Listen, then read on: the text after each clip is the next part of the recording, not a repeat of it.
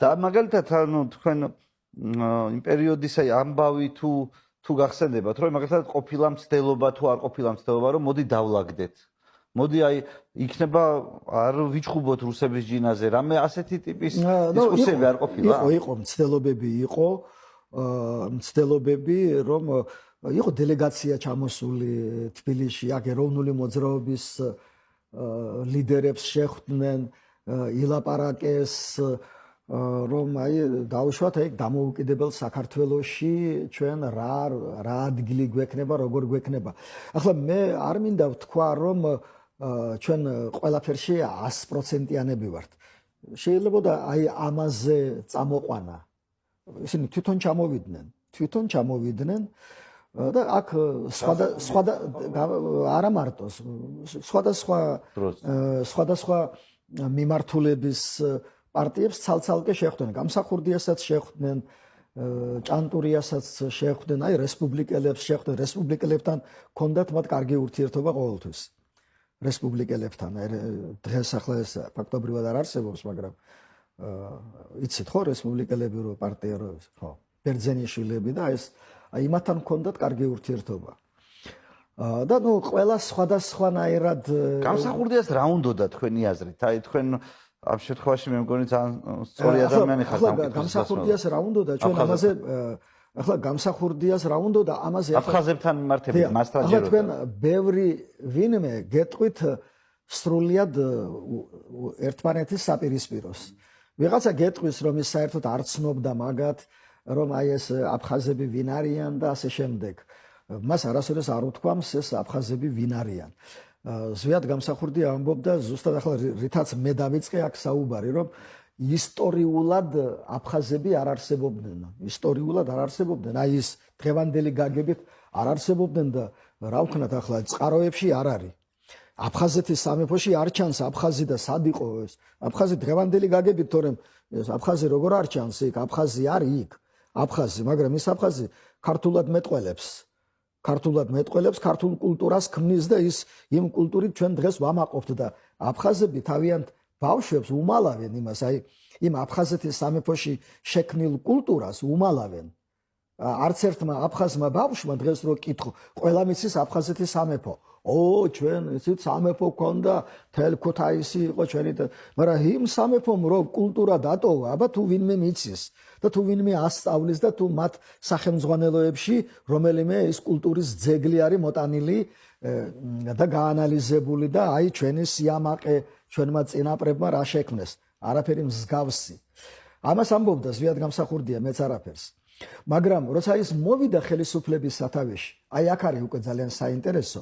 ხელისუფლების სათავეში როცა მოვიდა, აი როგორ ცდილობდა ის დაელაგებინა ურთიერთობა აფხაზებთან და პირდაპირ უნდა გითხრათ, რომ მან დაალაგა კიდევაც ეს ურთიერთობა. და მე დიდი სიამოვნებით აი შემიძლია ამაზე ვისაუბრო, რომ აი როდესაც უკვე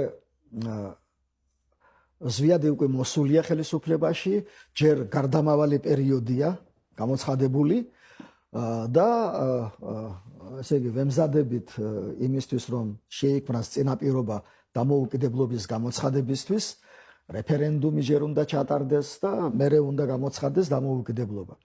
აი ამ პერიოდში ეს ის პერიოდია, როდესაც უკვე აფხაზეთის უმაღლეს საბჭოს იქ არსებულს, რომლის თავმჯდომარე იყო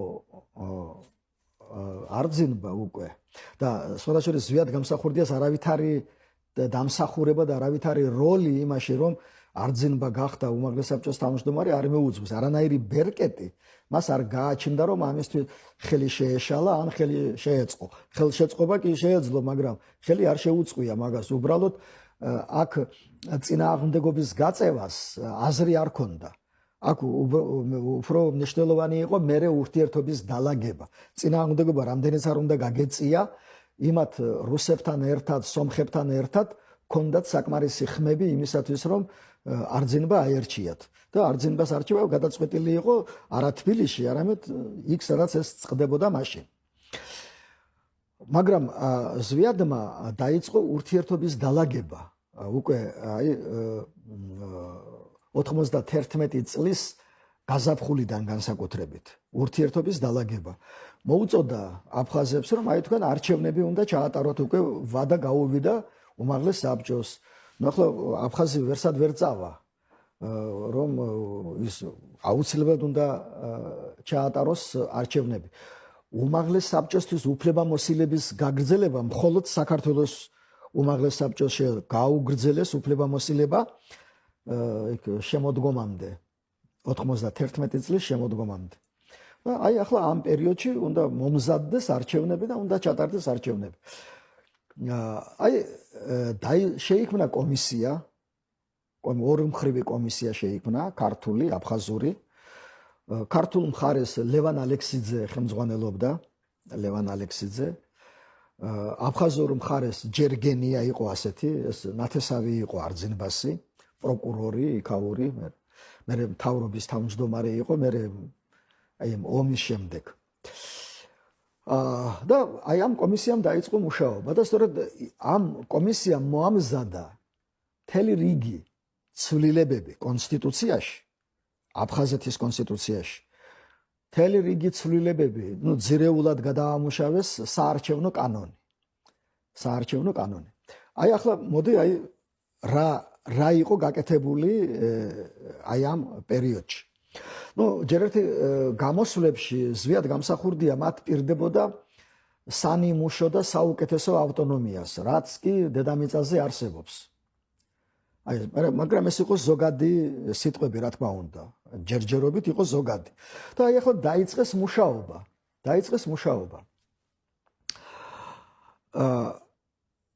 აი დავიწყოთ, აი აფხაზებისთვის ყველაზე მნიშვნელოვანი ყოველთვის იყო ეს თანამდებობების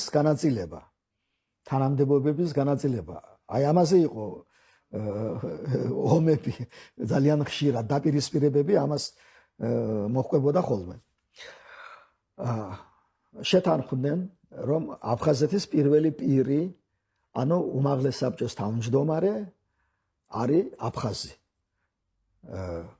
უმაღლეს საბჭოს თავმჯდომარე არის პირველი პირი და ეს არის აუცილებლად აფხაზი. სამაგიეროდ მთავრობის თავმჯდომარე არის ქართველი არის მთავრობის თავმჯდომარე. მისი მოადგილე მთავრობის არის აფხაზი, იქ უმაღლეს საბჭოში პირველი მოადგილე არის ქართველი. აი ეს ძალიან დააბალანსეს და ძალიან მარტივად შეთანხმდნენ ამაზე. იცით რა მაინტერესებს, ქართველი აფხაზი და აფხაზი ქართველი არ არსებობდა, ეს ეთნიკურად ასე არსებობდა, მაგრამ აი რაც უფრო მწვავდებოდა ვითარება, მით უფრო აი ეს იკრიფებოდა. დიახ. ახლა აი ამას ახლა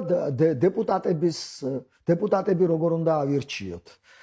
აქაც ძალიან დიდხანს მიდიოდა ეს მუშაობა და საბოლოოდ შეთანხმდნენ აი ამ ფორმულაზე 28 აფხაზი, 26 ქართველი და 11 სხვადასხვა ეროვნების წარმომადგენელი, არა ქართველი და არა აფხაზი, 11. დიახ. თან ეს ციფრები არ იყო შემთხვევით შერჩეული.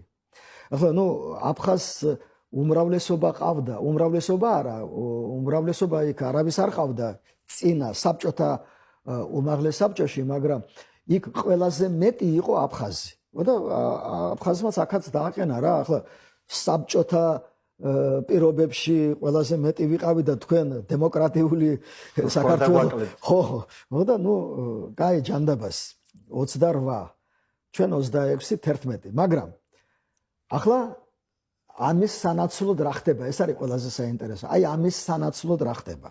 აი ამ 28 26 11-ის სანაცვლოდ რა ხდება? ამის სანაცვლოდ ხდება ძალიან მნიშვნელოვანი ცვლილებების შეტანა კონსტიტუციაში. ახლა აფხაზეთის კონსტიტუციაში შედის შემდეგი ცვლილებები. როდესაც ეროვნული ხელისუფლება მოვიდა ქვეყნის სათავეში, პირველსავე სხდომაზე საქართველოს კონსტიტუციიდან საბჭოთა ხსენება სოციალისტური ამოიღეს თავიდან ბოლომდე. ხსენება საბჭოთა სოციალისტური არ იყო არსად, მაგრამ აფხაზეთის კონსტიტუციაში იყო. რომ აფხაზეთი საბჭოთა სოციალისტური რესპუბლიკა არის საქართველოს საბჭოთა სოციალისტური რესპუბლიკის შემადგენელი ნაწილი. ასე წერია აფხაზეთის კონსტიტუციაში.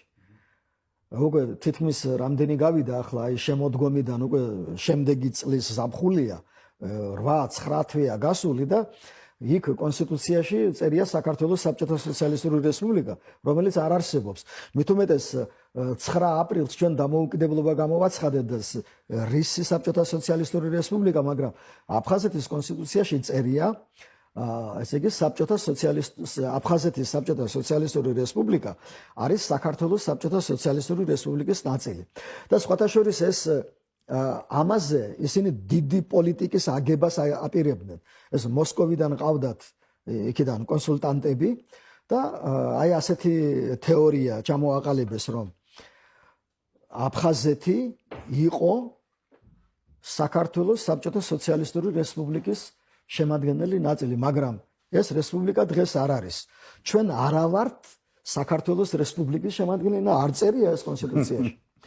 აი იმ 28-26 სანაცვლოდ საკუთარი ხელით ჩაწერეს, რომ აფხაზეთის საბჭოთა სოციალისტური რესპუბლიკა არის საქართველოს რესპუბლიკის შემადგენელი ნაწილი. საქართველოს, რომელსაც უკვე დამოუკიდებლობაა გამოცხადებული 9 აპრილს. ეს ზაფხულში ხდება. ზაფხულში 91 წლის და 9 აპრილს უკვე ჩვენ დამოუკიდებლობა გამოვაცხადეთ. საქართველოს რესპუბლიკა უფრო ადრე დავარქვით. ახლა დამოუკიდებლობა გვაქვს გამოცხადებული და აი ამ დამოუკიდებელი საქართველოს ნაწილად აღიარეს თავისი თავი. თვითონ საკუთარი ხელით ჩაწერეს ეს ძალიან დიდი პოლიტიკური, ასე ვთქვათ, და სამართლებრივი ესეთი გამარჯვება იყო ჩვენი მხრიდან, ქართული ხელისუფლების მხრიდან. შემდეგ მთავრობის დაკომპლექტება კი თავმჯდომარე არის ქართველი, ეს წერია კანონში, მაგრამ მინისტრები როგორ შევარჩიოთ? გადაწყდა, რომ მინისტრის დანიშვნა მოხდებოდა 2/3-ით. 2/3-ით. აი ახლა აი 28-ს თუ გინდა ის 11 მიუმატე, 2/3 არ გამოდიოდა. 26 მიუმატებდი იმ 11-ს, მით უმეტეს არ გამოდიოდა. კონსენსუსი იყო საჭირო. საჭირო იყო არა ქუჩაში ჩხუბი, არამედ აი იქ სახელისუფლებო დერეფნებში თუ გინდა ცხვირპირი უმტრიეთ ერთმანეთს და მოილაპარაკეთ და შეთანხმდით. აი ეს ძალიან მნიშვნელოვანი ცვლილება იყო კონსტიტუციაში ამის სანაცვლოდ. შემდეგ ნებისმიერი გადაწყვეტილება, რომელიც სტატუსს უკავშირდებოდა, იქნებოდა ეს განცხადება, მემორანდუმი, მიიღებოდა მხოლოდ 2/3-ით. ანუ ვერ მიიღებოდა. ესე იგი, აფხაზეთის ხელისუფლება გადაწყვეტილება სტატუსთან დაკავშირებით ვერ მიიღებდა ქართველების გარეშე. ამას ნიშნავდა ეს 2/3. შემდეგ სტატუსის საკითხზე რეფერენდუმის დანიშვნა 2/3-ით. მხოლოდ კონსტიტუციაში, საბჭოთა კონსტიტუციაშიც ეწერა, რომ მათ ჰქონდათ რეფერენდუმის უფლება, მაგრამ ნებისმიერ საკითხზე რეფერენდუმის უფლება ეწერა საბჭოთა კონსტიტუციაში. და ახლა გინდა არ გინდა ის აქაც წერია. მაგრამ თუ ეხება აი ამ ახალი ცვლილებით, თუ ეხება სტატუსს 2/3. შემდეგ კარგი, ამ 2/3-ით ყველაფრით აფხაზეთის უმაღლესმა საბჭომ მიიღო გადაწყვეტილება სტატუსთან დაკავშირებით. ეს ძალაში შედიოდა მას შემდეგ, რაც საქართველოს უზენაესი საბჭო ამას დაამტკიცებდა. აი რის სანაცვლოდ იყო გაკეთებული აი ეს დათმობა 28-26-11. აი ჩვენ მეტნი ვიყავით და ნაკლები დეპუტაცია გვყავდა.